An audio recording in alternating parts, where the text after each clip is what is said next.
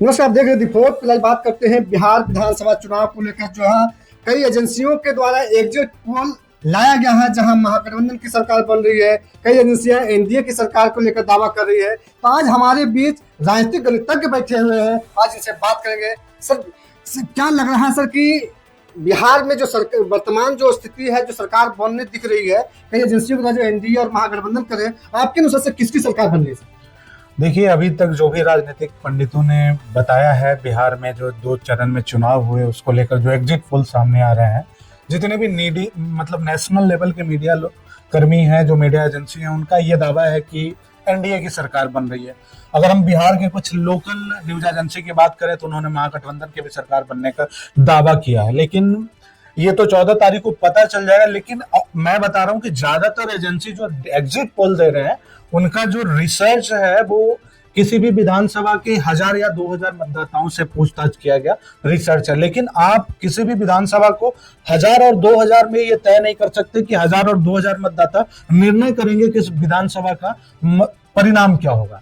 तो इस पे कई तरह का फैक्टर है, जैसे ज्यादातर विधानसभा में हमारे बिहार में जो है वो जातिगत आधार पे मतदान होता है। अब ये देखना होता है कि किस विधानसभा में किस जाति और समुदाय के मतदाताओं की संख्या अधिक है, उन्होंने किस गठबंधन को या किस दल को वोट किया है, या फिर अगर बात करें तो मुद्दा क्या रहा है। अगर हम देखें बिहार विधानसभा चुनाव 2025 का जो मुख्य मुद्दा बनाया, हालांकि ये मुद्दा जनसुराज के प्रशांत किशोर ने उठाया कि जो प्रवासी मजदूर है, पलायन जो है वो बिहार का मुख्य मुद्दा है। हालांकि उसके पहले अगर हम महागठबंधन को देखें और एनडीए को देखें तो उन्होंने बेरोजगारी जैसा, जहां महागठबंधन ने हर घर में सरकारी नौकरी देने का वादा किया, फिर एनडीए ने 1 करोड़ युवाओं को नौकरी देने का वादा किया।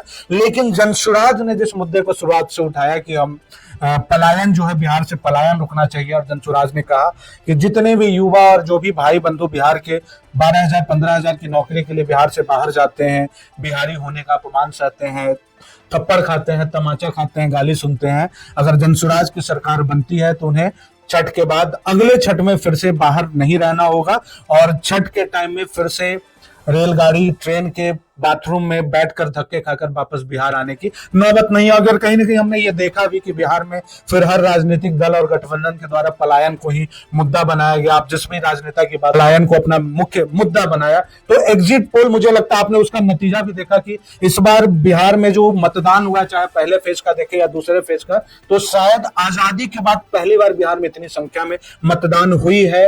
अब इलेक्शन कमीशन का दावा है कि जो मतदान की संख्या बढ़ी, इसमें महिलाओं की संख्या ज्यादा है, वोट प्रतिशत भी बढ़ा है। वोट प्रतिशत आप समझ जाइए कि सेकंड फेज का जो आंकड़ा आ रहा है कि सबसे ज्यादा मतदान किशनगंज के इलाके में हुआ है, जो जिसे लोग अति पिछड़ा इलाका मतलब बैकवर्ड एरिया मानते थे। अगर किशनगंज जैसे इलाके में सबसे अधिक संख्या में मतदान हो रहा है, तो ये कहीं ना कहीं संकेत है कि या तो युवा जाग चुके हैं या महिलाओं को अपना अधिकार सामने दिख रहा है, और अधिक से अधिक लोग जो है लोकतंत्र के इस उत्सव में शामिल होना चाह रहे हैं। किशनगंज से आंकड़ा आया कि 74% से ज्यादा मोर देन वोट प्रतिशत बढ़ने का मेन कारण रहता है कि सत्ता बदलना। हाँ, अगर वोट प्रतिशत बढ़ती तो सत्ता बदलना, तो क्या लगा कि सत्ता बदल जाएगी?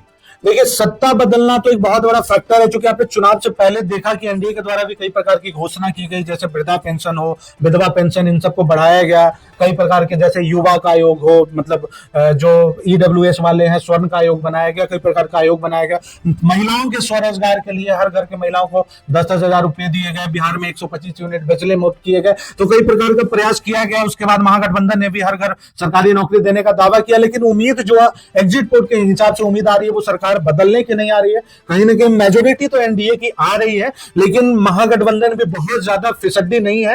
महागठबंधन ने भी जिस प्रकार से माई बहन योजना को बढ़ावा देने का बात किया, नौकरी पे बल दिया, पलायन पे बल दिया, तो कहीं ना कहीं बिहार में खास करके अगर आप जातिगत जनगणना को देखें तो जो यादव समुदाय के लोग हैं उन्होंने बढ़ चढ़ करके महागठबंधन पे भरोसा जताया है। चाहे वो कांग्रेस हो, राष्ट्रीय जनता दल हो, या भाकपा माले हो, या आईआईपी हो, मुकेश सहनी की पार्टी हो, सब पे भरोसा जताया गया है। और महागठबंधन सत्ता में नहीं आ पाए, लेकिन एनडीए सत्ता में आ रही है और महागठबंधन दूसरे नंबर पे जरूर बिहार में रहेगी। बिहार की सबसे बड़ी पार्टी कौन रहेगी सर?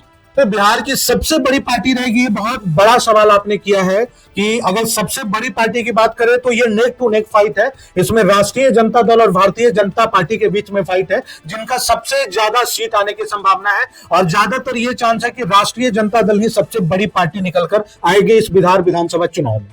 मतलब एनडीए की सरकार बन जाएगी।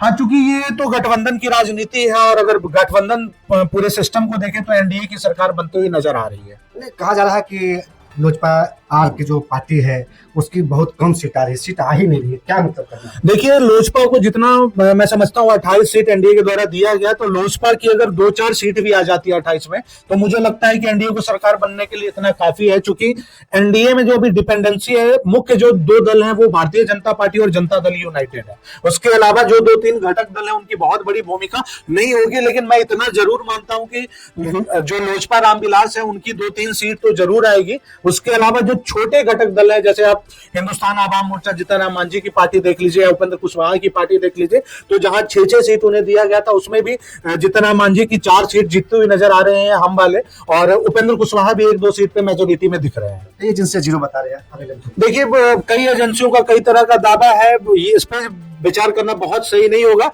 लेकिन जहां तक हमारे आंकड़े हैं कि जो उपेंद्र कुशवाहा की पार्टी है वो 1 या 2 सीट पे आ रही, कम से कम 1 सीट तो उनका जरूर आएगा। अंबा कुटुंबा की जो विधानसभा सीट है वो उनके खाते में जाते हुए अभी तक दिख रही है। मतलब कहना यह हो गया कि बिहार की जो राजनीतिक अभी समीकरण जो चल रहा है, कि पोल की जो चल रही है, तो ये कहना होगा कि एनडीए की ही सरकार बिहार में बनेगी। क्या अब ये भी बात हो जाए सर कि बिहार में जो एनडीए की सरकार बन रही है, तो एनडीए की सरकार बने तो मुख्यमंत्री को लेकर भी कुछ बात हो जाए कि मुख्यमंत्री कौन होंगे, जिसके लिए कई अटकलें आ रही है सामने?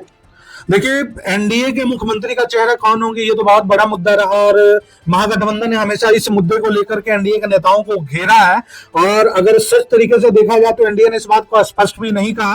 हालांकि गृह मंत्री अमित शाह ने भी कहा कि हम तो बार बार यही कह रहे हैं कि हम मुख्यमंत्री नीतीश कुमार के नाम पे ही बिहार में उनके नेतृत्व में चुनाव लड़ रहे हैं, लेकिन नेतृत्व में चुनाव लड़ना और मुख्यमंत्री का चेहरा बनाना, इसमें फर्क है। अब जब चूंकि बिहार में 2 चरण का चुनाव हो चुका है और 14 नवंबर को चुनाव परिणाम आने वाला है, मतगणना का दिनांक तय है, तो इस बीच खबर यह भी आ रही है कि जो मुख्यमंत्री के चेहरे होंगे, 2 तरह की बातें होंगी। जो जैसे महाराष्ट्र में जो फार्मूला एनडीए ने अपनाया है, उस तरीके का फार्मूला बिहार में भी होगा, ऐसे कयास लगाए जा रहे हैं, जहां या तो नीतीश कुमार ही जदयू के तरफ से मुख्यमंत्री के चेहरा होंगे। दूसरी बात यह भी निकल के आ रही है कि कहीं ना कहीं नीतीश कुमार की स्वास्थ्य अच्छी नहीं चल रही, लेकिन उसके बावजूद नीतीश कुमार की इच्छा है कि जनता दल यूनाइटेड जो पार्टी है वो चलता रहे, इसके लिए जनता दल यूनाइटेड का मुख्यमंत्री बनना आवश्यक है। तो बात यह भी निकल के आ रही है कि नीतीश कुमार शायद जो है वो ललन सिंह को, जो भी अभी मुंगेर से सांसद है, राजीव रंजन सिंह उर्फ ललन सिंह को शायद मुख्यमंत्री का नाम घोषित करें, उन्हें मुख्यमंत्री का चेहरा बनाए। और दूसरी बात यह है कि आधे जो है टर्म वो जदयू के मुख्यमंत्री रहेंगे और आधे टर्म के बाद फिर बीजेपी के मुख्यमंत्री रहेंगे, जो फार्मूला पहले महाराष्ट्र में चल रहा है। तो आप देख रहे हैं कि हमारे जो राजनीतिक गणतज्ञ जो बैठे हुए थे उन्होंने साफ शब्दों में कह दिया कि बिहार में खेला होगा, मतलब खेला होगा। ये कह सकते हैं कि नीतीश कुमार को मुख्यमंत्री नहीं बनने देगा, ये खेला होने की संभावना है। हमारे गणतज्ञ ने ये कह दिया है कि ललन सिंह को मुख्यमंत्री बनाया जा सकता है। ये भी अटकलें साफ है, ये छुपा नहीं सकते हैं, ये झूठ नहीं कर सकते हैं, ये सही बात है, ये हो भी सकती है। तो क्या लगता है कि बिहार के मुख्यमंत्री नीतीश कुमार रहेंगे या नहीं? देखते रहिए बिहार भर की बड़ी खबर के साथ विक्रम पटेल।